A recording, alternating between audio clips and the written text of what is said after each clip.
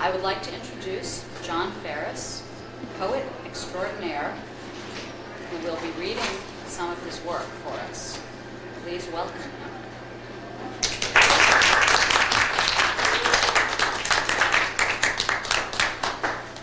Thank you. I don't know, I feel kind of funny reading this poetry. I hope nothing happens to me, because Lester was the last one to read here. Look what happened to him. He went home and expired. But these poems, I'm going to do something unusual in that I never, ever read poems more than once or twice. But I made these for Lester. And Lester and I had this curious relationship. I'm always suspicious of everyone. Lester told so many stories. That's what made him such a wonderful poet. And I was always suspicious of it. And I found he had this big coterie of people that loved his poetry. And, I never could get anybody. So I concocted this kind of cockfight series so I could get some of Lester's crowd. And you all know who you are. And Lester was a very wonderful person in that, he hung out, he's one of the few poets I met in a bar. He was truly a drinking poet. He would go to these bars and he would always have a poem in his pocket. And I would always have a poem in his pocket, and we would do that stuff and forth. And I really loved him for that because, he was such a romantic. And these poems, this is a little triptych. And the first one is myself, my own view of Lester. The second one is kind of me channeling Lester, being Lester. And the third one is kind of Lester's style and my style together, which was this kind of ambivalent, formalist, romantic approach. The first one is titled Gospel, according to Lester. Jesus, you never could do anything in the ordinary manner, like going to the store or getting a drink, without presiding over the coming states of your inebriation, as if you were a committee you suddenly found yourself elected chairman of.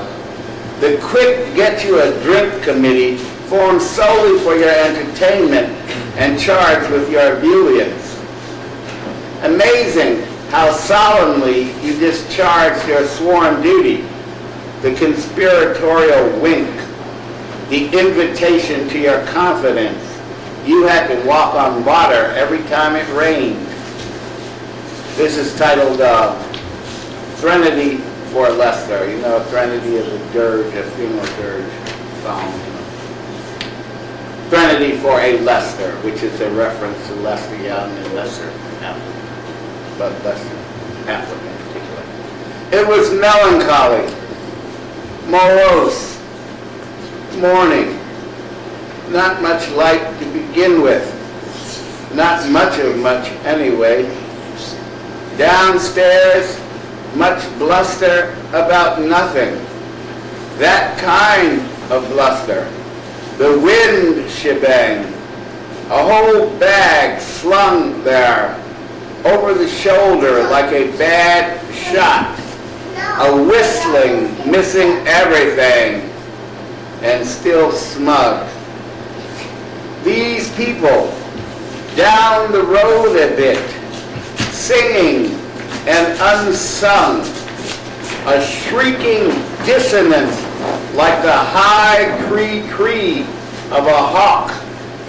Some road you couldn't call anything, but goddamned for the rocks, named nothing but dirt, fucking road, fucking people, fucking wind, fucking hawk, song, fucking whistling, sharp, off key. This is titled After Afflick.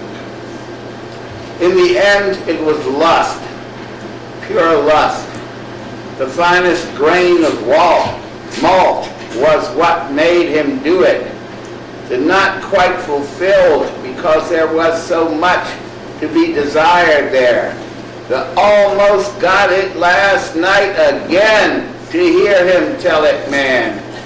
The almost staggering home in the morning like a matador, almost delirious with his near victory.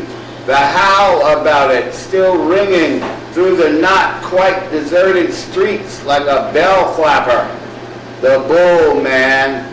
That was some bull there. You wouldn't believe, he says over and over. The stigma, showing the wound in his side, his hands, gored. You would almost want to wet his lips with something, not quite take him home, snoring, the wine not quite turned to vinegar. You would have had to know him, to believe him almost. That was his style, but not quite.